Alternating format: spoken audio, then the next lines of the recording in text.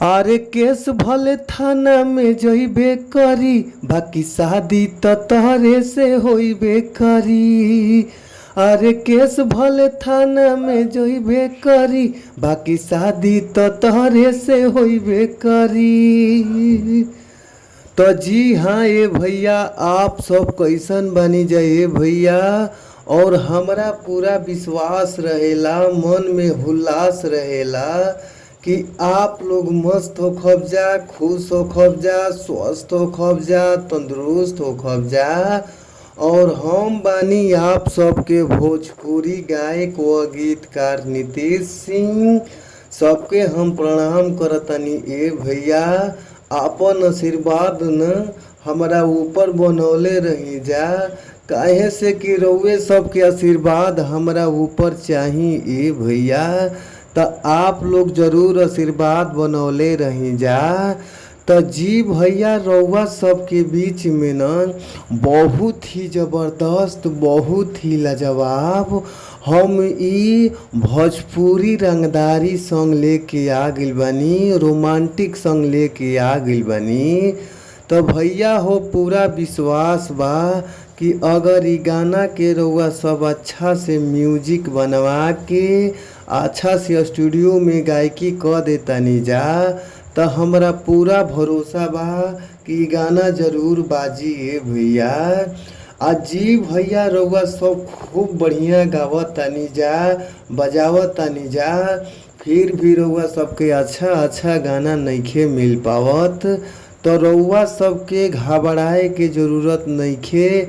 अच्छा अच्छा गाना पावे खातिर हमारी यूट्यूब चैनल के सब्सक्राइब कर लीजा। जब ना यूट्यूब चैनल के नाम बाटे भोजपुरी संगीत लिरिक्स।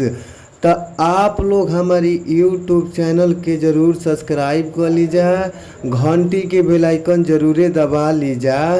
काहे से कि घंटी के बेल आइकन दबा ले जा तो कोनो भी वीडियो गाना अपना चैनल के माध्यम से रिलीज करत तानी, छोड़ा तानी, अपलोड करत तानी, तो सबसे पहले नोटिफिकेशन रउआ सबके मोबाइल की स्क्रीन पर पहुंच जाई ए भैया।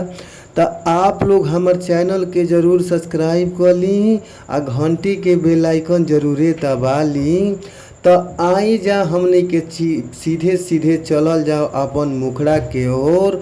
मुखड़ा के भाव का बा, कौना भाव में कैसे गावे के बा, आई जा सुनल जाओ। भाव बाटे, अरे ढेर दिन कोइलू पढ़ाई लिखाई, अब लागतावे तहर मंगिया भराई। ए ढेर दिन कोइलू पढ़ाई लिखाई, अब लागतावे तहर मंगिया भराई। आ जवन चाहता रो अब जान होइबे करी। आ केस भले थाना में जइबे करी, बाकी शादी तो तहरे से होइबे करी। अरे केस भले थाना में जइबे करी, आ बाकी शादी तो तहरे से होइबे करी। तो भैया, अगर ये मैटर अच्छा लागता, मस्त लागता, तो फुल सॉन्ग लेवे खातिर स्क्रीन पर नंबर बा, नंबर नोट कर लीजा। 98-350-77-203। एक बार और नंबरवा नोट कर लीजिए भैया, 98-350-77-203। तो आप लोग फुल सॉन्ग लेवे खातिर ज़रूर कॉल करी। कॉल कैला पर बहुत ही कम से कम चार्ज में रउआ सबके गाना मिल जाई। तो आप लोग ज़रूर कॉल करी और अपन गाना ले ली। तो फिर मिलल जाई नेक्स्ट वीडियो में, यानी अगला वीडियो में। तब तक खातिर thank you, by so much, आप सभी लोग के धन्यवाद।